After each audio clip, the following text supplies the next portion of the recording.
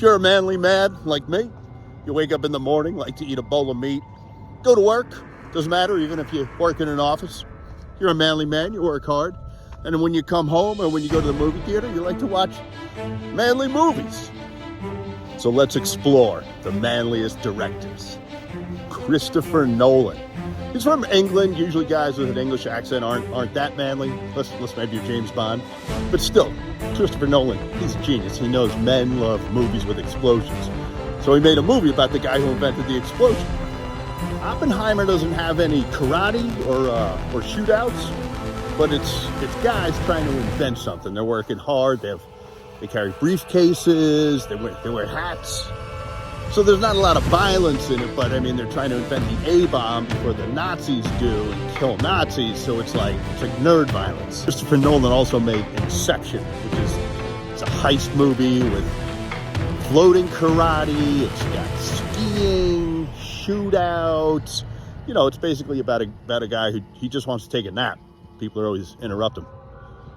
Zack Snyder. This guy started his career making one of the best zombie movies of all time, Dawn of the Dead. Remember that? They're all in the shopping mall, and they were like the fast-moving zombies that could catch you. And it was kind of a cautionary tale. You know, it was kind of basically saying, don't ever let your girlfriend bring you to the mall to go shopping.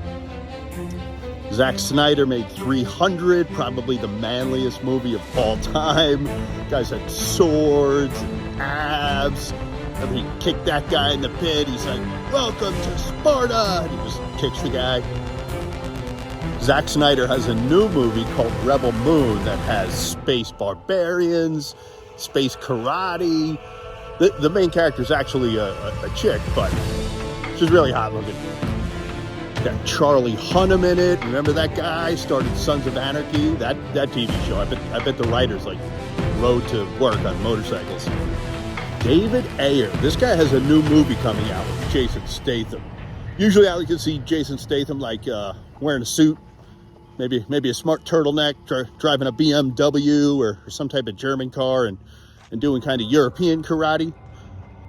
But in this movie called The Beekeeper, Jason Statham is like wearing a ball cap and flannel, drives a truck. Yeah, so it's kind of a departure, but I'm a flannel guy. I'm a truck guy, so I'll give it a shot.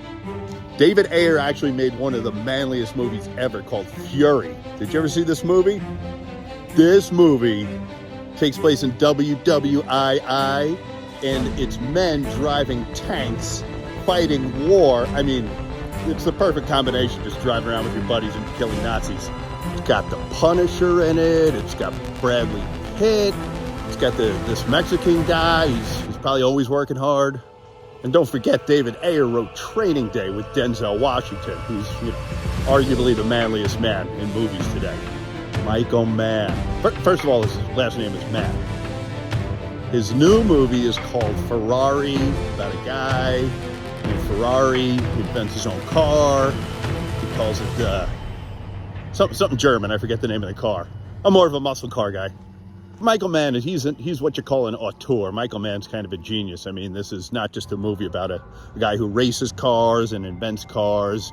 You know, it kind of begs the philosophical question. If you're really successful and you're married to a woman who looked like this, would you still cheat? He also made a movie called Heat, which is one of the manliest movies ever. Basically, you have a genius thief battling against a genius cop. They both lead crews of men. And of course, you know, they have relationships that don't work because relationships are dumb. So it's kind of a thinking man's vibe. And they shoot each other. They have shootouts.